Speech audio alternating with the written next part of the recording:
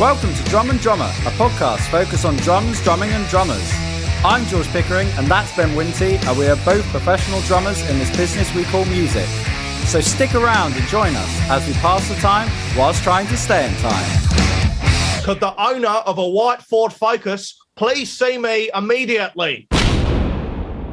Welcome to a new episode of Drum and Drummer. Welcome to an episode of Drum and Drummer. I'm so excited and confident because I got my shirt on. Yeah. Oh. You're not ready for this. Brighton Marathon shirt. Who knows what I'm going to say? I can't even get the words out. Well done on running really far. Yeah, too far, really. Yeah. It's pretty good, though, isn't it? Yeah. You shocked me. I didn't know you were going to start the ep. I was ready to come in with some, confident intro, but we're here. It's another episode. It's just me and you, Georgie boy. Here's no guests. No guests, but we got a good set of guests coming up. That's all we're going to say. We're going to leave an air of mystery just in case it all falls through. Yep. But we got some good guests coming up. Yep. But we're going to just chat some more shit for a bit. Yeah. It's Thursday. Hope your week's been all right. Yeah. Really. Hope you're enjoying. Glad you've made it to episode 33. Yeah, 33. Which in bingo, is that anything in bingo? Ooh, 33.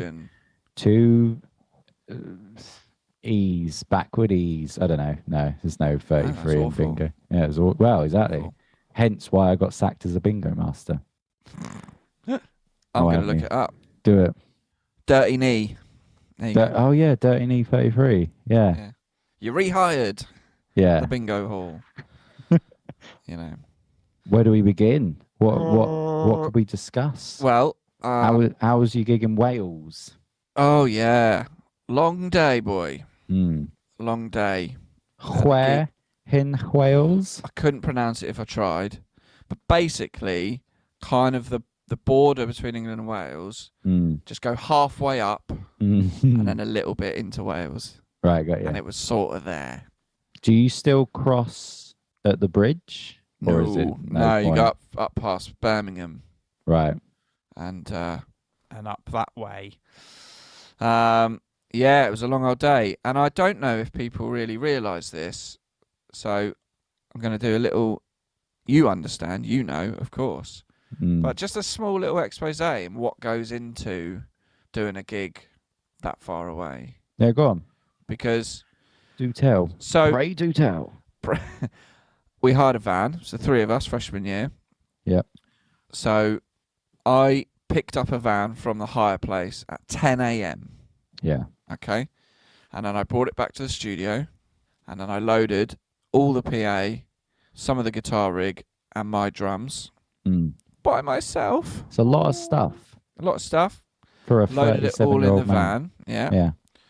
Then we'd planned to meet the other 2 guys at a spot just off the A34 because they were coming from Bournemouth, Southampton, so saves time and petrol than them coming to Portsmouth and me picking them up. You find these little joining paths where you can meet for these long distance gigs rather than anyone driving the whole way separately.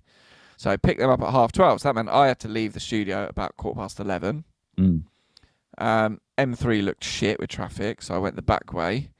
Met them on the A34 at 12:30. Put their stuff in the van. Off we go. We set off. We stopped for lunch. We stopped for fuel. We arrived. We had to be at the gig at 5. Mm-hmm. We arrive at the venue, pulling up to the side of the TP at 4:58 p.m. Oh, lovely. Now that is just professional. Yeah. Years of experience. But it's now 5 o'clock, and I've been working on this gig. Yeah. My workday started at 10 a.m. It's now 5 p.m. It's pretty much a whole working day, and I've not even done the gig yet. Yeah. So we get there at 5. It was a really nice wedding. It was really cool. It's kind of festival vibe. Everyone was really chilled out. Loads of people. So then we start.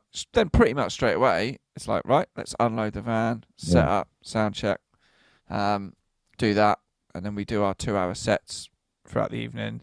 This gig finished at 11, which was a welcome. Nice. Welcome thing. We leave at 11:15.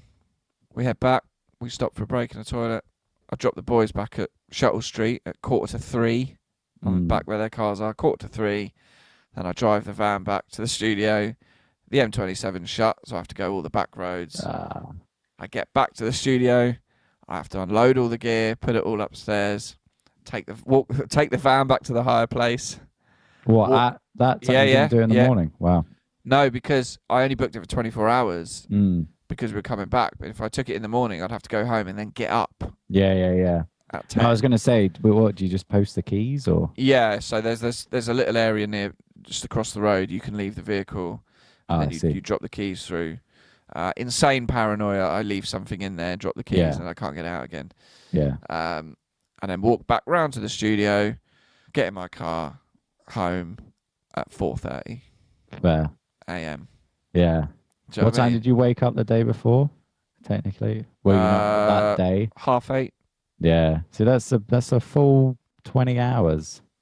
Yeah, but that's the thing. It was pretty much working 10 a.m. through till 4:30 a.m. Do you know what I mean? Yeah. Actually, sort of on the job, as it were. Yeah. But it was a pretty good gig. Everyone was lovely. You know, no stress. 10 out of 10 loading. Van boot, literally next to the teepee where we're playing. Love that. And we could leave the van there. Oh, I love that. Absolutely beautiful. Yeah. So that was good. They, got some food and drinks. It was very pleasant, and they really enjoyed it. But I bought some new shoes last week. My Jurassic Park custom Reeboks limited editions that I absolutely fucking love. A couple of weeks ago, the sole fell off. One of them. I've walked to work in them every day for a year. Yeah. You know. So devastated about that. So I was on the Reebok shop because I really like them. Can't get the JP ones no more. So I was like, maybe I'll just get the same ones, but not Jurassic Park. And wasn't blown away, but then I noticed they had some slightly different style of Reeboks, but Flintstones versus Jetsons. Nice. So I was like, the Jetsons ones, you wouldn't tell they were Jetsons or anything like that, but they were like white with a bit of black trim, some yellow stuff, bit of blue. I was like, yeah, I'll get myself a pair of them. So I wore them to the gig. Now, I took another pair of shoes, which I don't normally do. I'm not one to have gig shoes. And because I'm the drummer, I don't give a fuck what shoes I'm wearing in terms of like appearance. Yeah. You know, I don't wear like all black shoes. Nah, fuck that. Can't be bothered. So I like to wear the shoes that I'm going to drum in and play in. But I took some backup shoes with me, and I'll tell you for why. Because it was in a field of a teepee, and if it had rained, I didn't want to get my brand new Jetson Reeboks muddy. God, no. So I took some Simpsons Vans. Nice. As a backup. I did the first set, and I did them in my new Jetsons Reeboks. I didn't like it. Yeah. I didn't like drumming in them. So I swapped shoes in the interval and did the second set in my Simpsons Vans. Yep. Did you feel more comfortable then? I felt more comfortable, but still the Simpsons Van, they're high tops. They're not ideal, but they were better than the Jetsons. And I don't know whether it's just because the Jetson ones are new and the sole needs to be more malleable. Yeah. But they have quite a thick sole on them. Yeah. So my foot felt very not at one with the pedal. Whereas on the flip side, if you wear something like Converse, where the sole's kind of quite thin and the shoe is very malleable, then you feel like your foot's more attached to the pedal. Yeah, definitely. And also as well, I think there's an element to be said for, with the Simpsons ones, unless you get them really tight, you can move your foot up a bit before hitting the top of the shoe. If you lift your foot up, bending at the ankle, right? Yeah. Or lift your toes up, there's a gap between. So I find when you're playing the kick drum, when you're bringing your foot up, there's a delay between the foot coming up and it hitting the top of the shoe and bringing the shoe up. Right. Do you know what I mean? Whereas like a Converse, it's like it's so tight around your foot. Yeah. That any movement of the foot is being made with the shoe. Oh, I got you. Yeah. You know, and I've just always found different shoe. Like I have to sort of have a particular feel of shoe to drum in, and feel like I can drum well in. Yeah. You know, like smart shoes. No, fuck off. No. Well, this is an interesting thing because I used to play in Vans, and then I bought a new pair of Converse last year, and I was like, and the same thing happened. I thought I'll try with these Converse, and first set I felt weird. I think it was because they were sort of, the Converse that go up your ankles a bit. Yeah. And high tops, and they felt like it was restricting me in some way, Big time. So I went back to the Vans, but then I had to get rid of the Vans like the next week because I can't remember, I got them wet or something. I don't know, who cares? But then I had to play with the Converse because I didn't have another pair of shoe, and I sort of learned to live with it. However, I reckon if I went back to Vans, I'd probably be like, oh, this is way better. Why did I stop? But I wanted to ask, you ever played barefoot or without shoes? No, I've never tried it, obviously. Not in any sort of proper Not capacity. No. God, no. I've kind of maybe like just tried it for like 5 seconds or something when I'm like, I don't know, I think setting up my kit for a rehearsal and I've just tried it and I'm like, oh, that's so weird. Yeah, it is. It feels too, because I think what you're saying about the in-between, when you're barefoot especially, but if you've just got socks on, you can feel too much of the pedal. You're like, oh, this is really metally, and if that makes sense. Whereas you can go the other way. I once, just because I turned up to my drum lesson as a ute, and I was wearing hiking boots for whatever reason. Yeah. And actually, that's an interesting Probably does some story. hiking, aren't you? No. Genuinely, I'd been staying at a mate's house who lived in Stoughton, which was this place in the middle of nowhere, and I had a drum lesson. I had to come back to do it, and I was wearing hiking boots. And but I remember playing, and I was like, "There's too much shoe here. I can't fit." So you do have to find a good in between. And I'll just quickly say, smart shoes. Yeah, I used to wear them when I used to care more, and it was harder to play though. And it's like, what's the point? Why make it harder? Just because then you can, if you're trying to walk around at a posh do, change your shoes, keep a pair of Vans behind your drums. It's no one's gonna see them.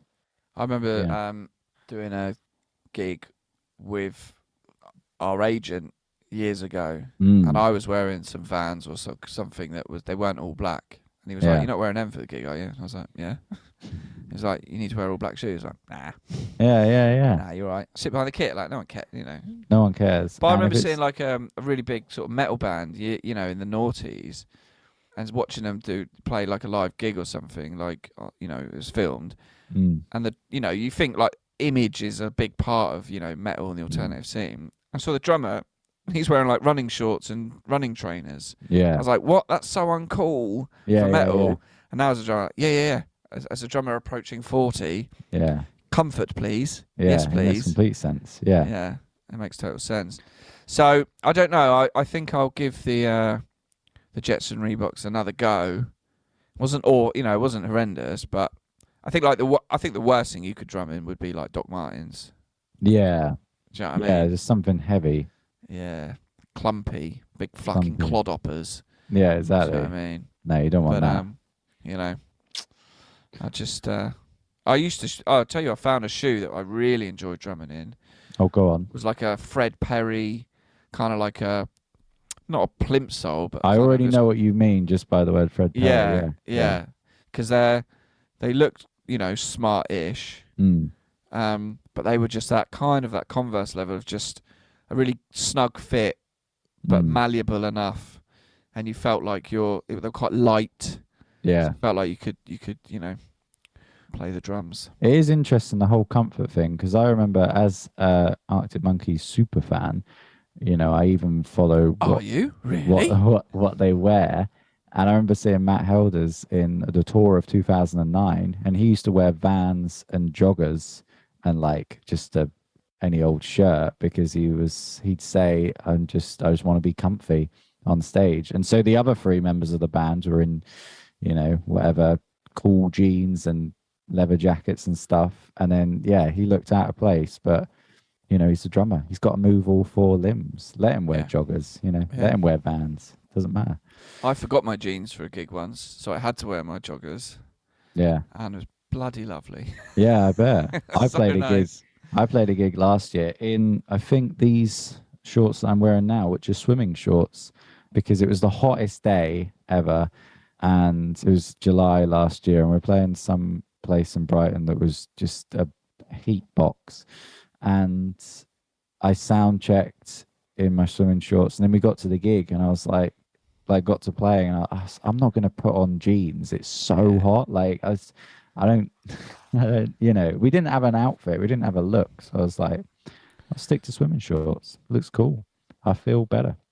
Yeah. But yeah, right.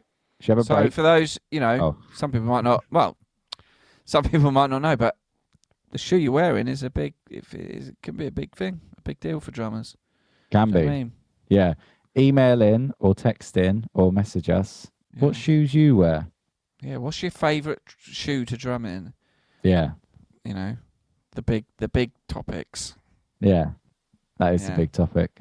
But I really am not a fan of taking a separate pair of gig shoes. No. It does my head in when people just have loose shoes kicking about. Yeah. So I just like to do it all in one, innit? Yeah. Anyway, R.I.P. the JP Reeboks. Rest in peace. Yeah, I might try and get them fixed. Anyway, Do should we have it. a break? Yeah.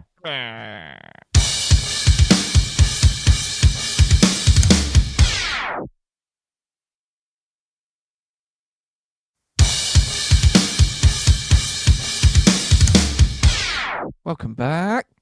Welcome back. Yeah. Had a good break? Lovely, thank you. What did you get up to? Ooh, I watched the entire box set of The Wire. Did you? I went to Ibiza Very nice. for a long weekend. It was lovely. Lovely Yeah. long break. We had I'll a tell gig. you what, I'm fucking Go looking on. forward to my holiday in October. Oh yeah, go on. Christ. Where are you going again? Lanzarote. Nice. Oh. Lanzarote, it's nice and grotty. Is that, Let's get did you, fucked.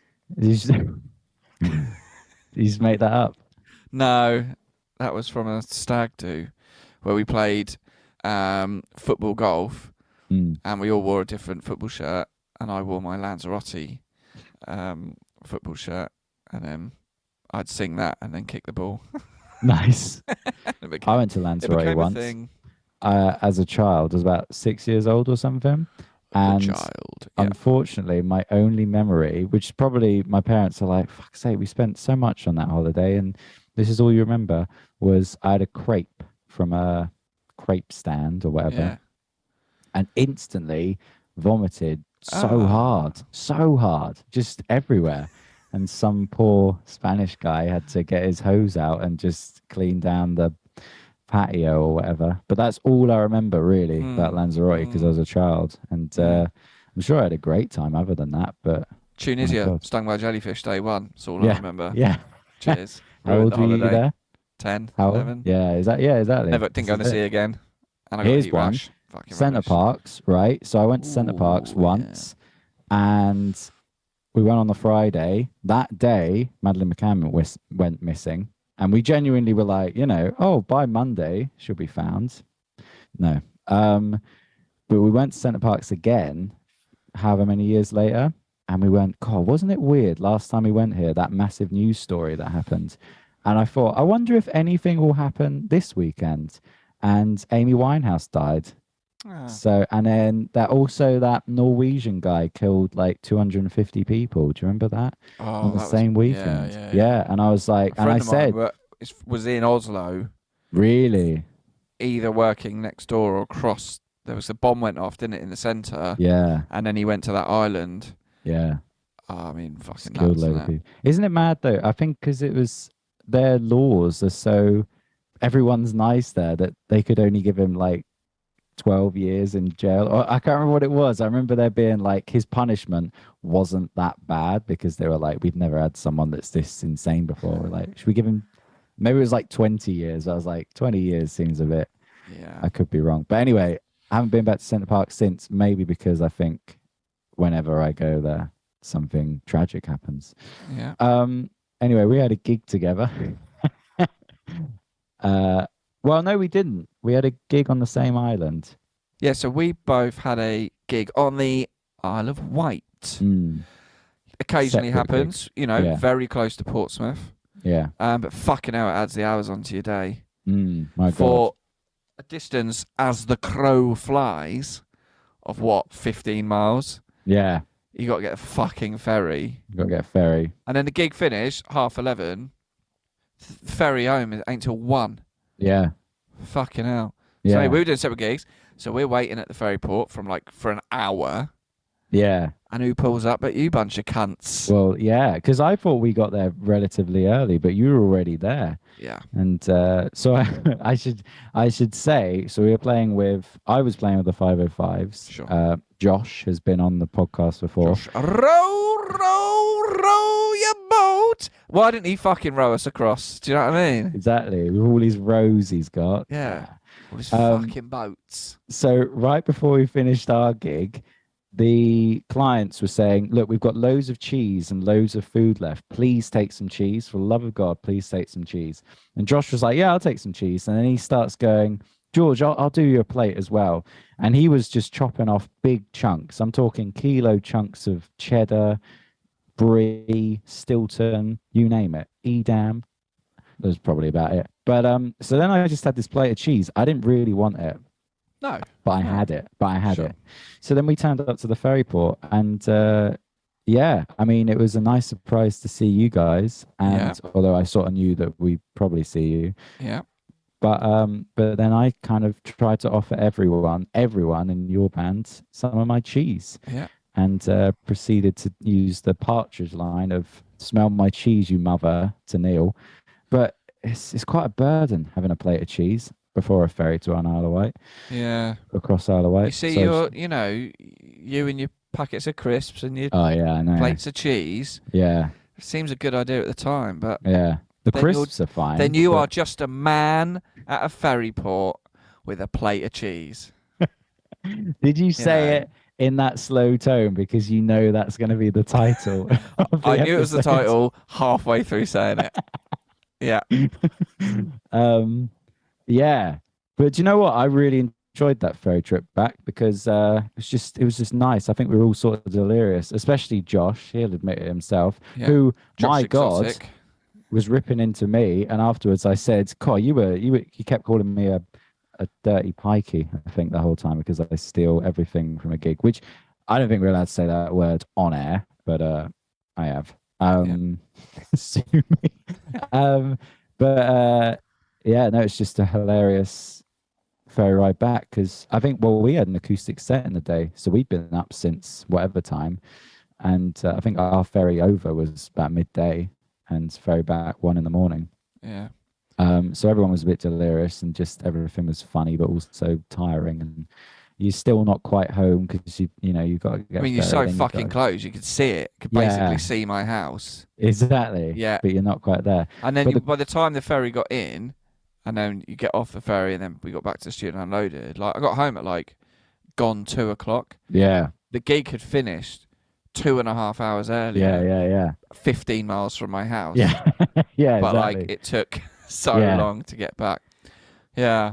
Coolest thing. Yeah, yes. go on. No. No. Talk about Kasabian, Well, it was the Isle of Wight festival that It weekend was. as well which And you've got to so- wonder. That's a weird time to have a wedding or on a the Isle of function. Wight. Yeah, on the Isle of Wight. Yeah. Well, so some people were saying from our two bands, oh, it's going to be fucking rammed yeah, because it's the Isle of Wight festival. And I thought, well, if you're going for the weekend, yeah, you're going on the Thursday or Friday, yeah, and our gig was on the Saturday. yeah, If you're going for the day on yeah, Saturday, I don't know if they do day, you're going in the morning. yeah, I mean, yours was different, but we were getting the ferry at 4 o'clock. yeah. There's no one going halfway through for No. the rest of the weekend or going just for one day, but getting Yeah. there at 6. Yeah, yeah, So yeah. I was like, exactly. and actually, we got to the ferry port and it was so empty. We got on an earlier ferry. Yeah. So I think got we there, did as well. Yeah. and they just put us on the 3:20. We meant to be on the 4 o'clock. And then we were like, we're fucking so early for our gig. So we went to Sandown, went to the pier and played crazy golf. I love it. Yeah. What a lovely day out. And we walked around and we stood around and there was there's crazy golf, there's arcade machines, And then part of your brain's like, oh, can't we bother? Let's just, because you're just trying to kill time. Yeah. And then Neil was like, Ben, are we playing crazy golf or not? And I was like, we're playing crazy golf. Let's fucking do it. 4 for crazy golf, please. Yeah. And we had a lovely time. 11 holes, odd, but Yeah, that is odd. I came joint first. With who? Ryan. Oh, Ryan. Yeah. Good man. He's also amazing at pass on, apparently. Oh, yeah. So that's the other thing. We played pass on at the gig. Do we need to explain to the listeners what pass on is? I think we do. Let's just do a quick synopsis. So, time to kill at the gigs. We take a football in the summer. And pass on is it's a team game. Mm. And it's basically keepy-uppies. So someone has to serve the ball by throwing it to another player, who then has to do one keepy-up, and then the ball must be caught by anyone. You can catch it yourself, or someone else can catch it. Then the next serve, you have to do 2 keepy-ups, then 3, then 4, then 5, etc. And the keepy-ups can be formed by anyone. You need to use the team to help if you're struggling, blah, blah, blah. If the ball's going to go out of play, you can slap Z it back in. Doesn't count as a number, but it keeps the game in play. And you just got to try and get as high as you can.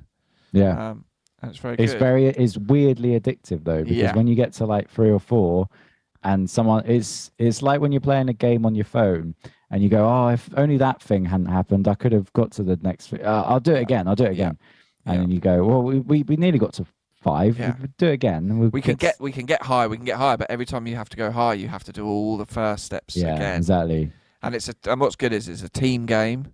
Yeah. So you're working towards. Some people are better than others, so you have to support those weaker players. You got to find, how do you prefer to have the ball delivered? Are you a header? Are you a thigh man? And Ryan was really good, and we managed to get to 20. That's insane. With 4 people, and I don't think we'd ever done that before. No. So it was a real good team effort, and then we played a gig or something. Yeah, exactly. You know what I mean? Well, I'll say, so the ferry port, we were stood there and I saw a tour bus next to us and I was like, I reckon Kasabian are on that tour bus just because they just headlined. And honestly, there aren't many big tour buses probably in the UK, Sure. So it's going to be a big band. And sure enough, when we got on the ferry, because obviously you have to, once you're on the ferry, you have to get out your vehicle, sorry. Yeah. So we got out of our van and we all met upstairs. And then when we got back in the van, who do we see but Kasabian walking by? And they walked by and we sort of waved at them while we were in our van. And Serge just put his hand up, his fist up, actually. He didn't even say hi. He just walked past with his fist up as if to say, yes, lads, I see We've all ya. just done a crack gig. We've all just, exactly. We'll feel your brothers. Yeah, exactly. Big up. Exactly. But so that was cool. But I was talking to Josh because I saw him again on Friday and we'd had a week since that gig and we had both said our stories of seeing Kasabian had got exaggerated over the week. It went from we're on the tour bus chatting. Yeah. We're so up, boys. Yeah. So Serge says to me, he says, George, I'll tell you. No, but it was a good gig. Moreover, let's go with moreover. I was setting up my kit that night and I was thinking, I don't think there's ever really a system in which I set up my drum kit. I feel like it's sort of a bit different every time, depending mainly on how much room I've got on stage. So if I've got loads of room, just sort of get bits out. But if I haven't got much room, I'll do one drum at a time. But I thought it's an interesting thing for drummers, not for anyone else, but for drummers to discuss is in what order and how do you set your drum kit up? Now, you, Ben, someone that's very meticulous and OCD in stuff in life. How do you set yours up? What's the order? I do it in exactly the same way every fucking time. Every time. And I agree, like, sometimes you have more space on stage. And so here's a key thing, and I say this to new depths or new people into the game. When you're loading into a venue, and there's like a stage area, whether it is a stage or just an area of the floor, a common mistake people make is when you're loading in, they put all the gear on that space. Yeah. Don't put it there because you've got to fucking move it again. You've got to set stuff up. Put it on the dance floor. Yeah. Put it in front of the stage so you can grab what you need and set up. I love a stage where there's space behind me. Oh yeah. That's lovely. Yeah. And then I can just have my own little zone. But no, I set everything up in exactly the same way every time, which helps me get my precision. Yeah. And just it kind of then I'm using other things as the reference point for where things go. So I can't place my rack tom until I got my snare in position. Right. I can't place my snare in position until I've got my double kick pedal set up, because where the snare goes has a relationship to where the pedals are. You know, floor tom, sure, but I don't want to set my ride and crash cymbal up till I got my floor tom in place because of where the legs go and that sort of relationship. So, first thing, drum mat goes down. Yep. Then it's kick drum. Yep. I mean, that's pretty obvious. Yeah. Legs out, that goes on the on the mat. Then it is open the hardware. The hardware box is already open because my drum mat is in there. Yep. Then it is stool. Okay. Now the height of the stool is fixed. I have that at the set point locked in. Stool top on. Then I put the stool roughly in position. Then I put out my foot and move the stool so that my foot will be where the kick pedal is. Then it is kick pedal time. So I main pedal on. Then I put the second pedal in position. Then I do the bar that joins the two pedals first. Then I do the beaters. Yep. Then the kick pedal box, my massive kick pedal box, becomes my little tabla for putting my trinkets on while I'm playing. Right. Then I am snare stand. Get that in. Snare. Then I'm hi-hats. Then I've got my double kick pedal position. Then the hi-hat stand, I set that up, and that goes literally adjacent to the second kick pedal. Quick question, are you setting all this up like basically sat on your stool? Are you sat on your stool and getting the hi-hat in position that way? Well, no, because I can tell exactly where I'm sat on my stool for the kick pedal. Yeah. I'm sat on my stool for the snare and snare stand. But the hi-hat, I don't need to be, because my kick pedal, the left kick pedal, is where that literally then that determines where my hi-hat goes. Yeah, of course. Because I just put the pedals next to each other, and I've got a two-legged hi-hat stand, so there's plenty of space to work. The legs go down on that. Put it next to the double kick. I will then sit at my stool and just double check it's in the right place, because my stand has a lean forward, which I really like. Then I am. I've got a second snare stand for the rack tom. I just open the legs, open the top, and all the height and everything is the same.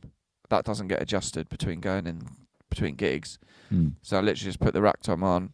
That I'm not sat on my stool for, but I can tell where it goes. I'll sit down, get that in the right position so it's just above my snare. Then it's floor tom. Out the case, the floor tom is packed away upside down on purpose. Right? So then that comes out, legs in. I know exactly what height they need to go, how far they need to go in. Yeah. I take the O-ring off, which is on the bottom of the skin, because this makes sense. Then I flip the drum over, way up, O-ring back on, get that in position. Then it's crash, ride, crash. I will get the stands in position. I have a pretty good idea where they go. And then it'll be hi-hats on first, crash, ride, second crash. And then they might just need, the ride is pretty much spot on, but then the crashes might just need a little bit of a tweak. But I've got a pretty good idea, because I want the crash cymbal to be, it's about a centimetre or two above the top of my hi-hat clutch. Wow. Okay. Height-wise. And then, but that's exact. I do that, and then it's stick bag out, hook it onto the toms, in ears, bosh. Nice. Off we go. And it's the same order. Yeah. And I probably mentioned before, but like, I pack down things, but like with the snare stand, or the snare stand for the tom, I don't fold them over, and I don't pack the height down. Do you know what I mean? No. Yeah.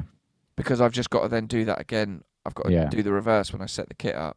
Yeah. And I've got enough space in my hardware bag where I don't need to. So it's just legs and tops, bang. And then same with this, so I'm just minimizing the time I have to adjust heights of things, and I'm not starting from scratch every time. It's just bang, bang, bang, bang, bang. And then packing away is pretty much reverse. Nice. Or do I not have a particular layout for everything so it fits into my hardware box? Yeah. Which is all the stands, the stool, my cloth for keeping cunts and their grubby hands off my drum kit, and my drum mat all fits in there. That's nice. Well, I love that my hardware case can fit all my hardware. apart from my drum stool, which seems insane because it's basically just a suitcase, Big rucksack. a massive rucksack. Yeah, which is. But I is find lovely. so you're having to take your hi-hat apart, like your stand. You're having to. Yeah. I guess. So I it's dunno. in 3 bits. Yeah. Because you got the feet pedal part, and then you got the rod with the clutch on it, and then you got the other bit. So yeah, I do that. There was definitely something like. Do you have to take the tops out of your cymbal stands? Yeah, Yeah. I do. I have to take the tops out, and I have to like fold down one of the snare stands, the one that I use for the tom. A lot of it I do have to sort of put away completely. Yeah. But I quite like, but it's weird. It's sort of, I've got used to it. So I quite like how concise and packed away everything is. But if I had a bigger, if I had, let's say, a drummer like for any of the bands I work with on the crew job, where they literally just have the biggest hardware case you've ever seen, and then they don't pack down any of the stands. They just close the legs. I just got told, close the legs and throw them in. That's it, So then all they have to do is open the legs, and put it back up the next night. But yeah, I can't do that because it'd be mental to bring a flight case to a wedding. Cool though, be quite a flex to turn up with a truck. But but I don't know what my order is. Genuinely, like mine's not that. It always starts with kick drum, obviously, and then beyond that, I'm not sure. It gets set up. I feel like the pack down, I do that more efficiently in a weird way.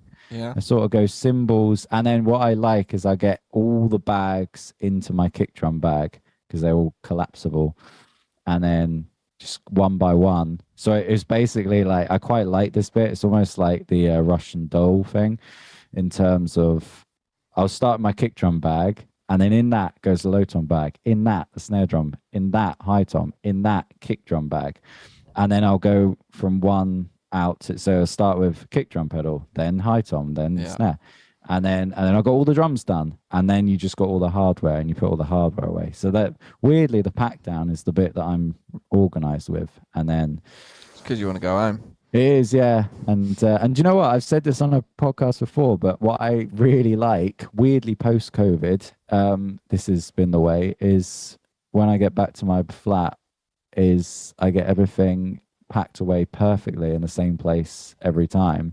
And then I go to bed and it's all in my room, but it's all hidden. I can't see it. It's in my wardrobe. Whereas before, in the past, I'd leave things in the car, or I'd throw them anywhere, and I'll deal with that later. I'll deal with that tomorrow. But now I really like putting everything away, and then you wake up and you're like, oh, it's like I haven't even done a gig. Yes. I'm the same. What I like waking up and then it being like, that gig never happened. Yeah. There's no ramification, Yeah. And even getting back from Wales and getting in at 4:30. Yeah. I still unpacked my bag. Yeah. Yeah. Put the clothes away and put the clothes in the wash bin and you know what I mean? So yeah, I didn't just throw my bag down and go to sleep. So I get all this done, fill my water bottle back up, put it back in the fridge. Yeah. All those little things, put my wallet, keys, all back where they go. Yeah. So then I wake up on Sunday, everything's normal. Exactly. No, it's my favorite thing as well. It's time of the week.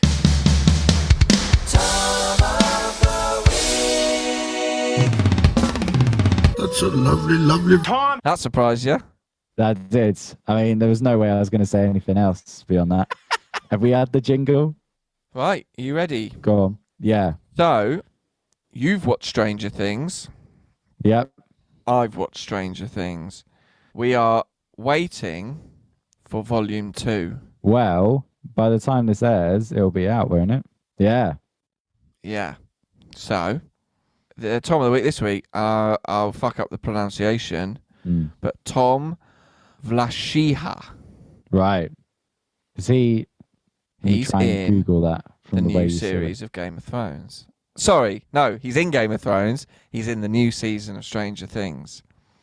He plays the spoiler alert, but if you haven't watched it by now, you're an idiot. The Russian guard who teams up with Hopper. Ah, okay. And in Game of Thrones, he plays Jaqen Hagar, or like the man with no face sort of thing. Helps Maisie Williams, or whatever her name is. Yeah. Become like a spy or something. But yeah. I'm looking him up. Yeah. Born in the German Democratic Republic in 1973. He's an very good, actor. isn't he? I like that's the only storyline I really care about in The Stranger Hopper one. Things. Yeah. I mean, it's I good, isn't like it? what else is going on, but have I said, I mean, I genuinely don't care about what Eleven's up to. You know what I mean? Like, it sounds, you're like, I know it's Well, meant to be the that main first part, half but of I'm season like, 4, you know, it's really strong, and then it just dipped a bit, and it was like, yeah, the bit of the 11, like, Yeah. you Yeah. know, and then running up that hill, yeah, and then the fucking last episode was fucking ridiculous, yeah. so good. Yeah. Anyway, Oh, July. I that's mean, insane. we got the return of Stranger Things and the end of Better Call Saul. Do you know what Oh, I God. was thinking about this the other day. I was thinking in a few years there'll be nothing on. Even Netflix, you know, Netflix will be done because everyone will get annoyed. No one will be watching it, and there won't be a streaming platform. And I reckon we'll go. God, do you remember 2022 when they had Stranger Things and the end of Better Call Saul? It's like when you look back on I think it was like 2005 to 2000. I can't remember when it was, but like The Office, and I've never watched it, but Always Sunny, Philadelphia, and there was another show like maybe Brooklyn Nine-Nine. I can't remember, but there was like 3 massive American comedy, and people were like, and it was all on at the same time, and people were like, God, that was a great time for comedy, you know? Yeah. And it's almost like that in July. It's like, God, it's some good shit. But well done to Tom Vlachiha. Yep. Well Your done. medal is in the post. I'm very much looking forward to seeing the end of Stranger Things season 4. I like the way you said that. It sounded like you're saying that as if he's listening. I'm looking forward to it, Tom. Be. Yeah, there's a might good be. chance. I'm just saying, but you know, that's why it's Tom of the Week. I'm looking forward to it. Well, that's why it's Tom of the Week, because it's great. Yeah. Was it worth it? Lighter. Yeah. Yeah, it was. That's how I'd be like if I was Hopper. Yeah. You know, yeah, it was. Yeah. All right. Deal with it. Yeah. Yeah. Yeah. That was a good partnership. Yeah. That'll do us, won't it? Nothing in the drum dumpster? Nah. Nah, leave it there. Nah. Next week we should have a guest. Yes. We don't know what who order it will we're in be. yet. No. We got a few lined up, Yeah. but I'm very much looking forward to all of them. Yeah, my God. But yeah, I got loads of gigs coming up, man. Is that a flex or is that relative to the Bit of a, relative? I mean, bit of a flex, but just Yeah. a lot to think about. Just like entering. Well, There's a period every summer where you're like, that's the mental week, yeah. and I'm entering the mental couple of weeks. This is my day today. I'll show you this. We'll keep this in the pod. So just trying out shit because I've got an 80s, a gig in an 80s band on Wednesday, Right? Yeah.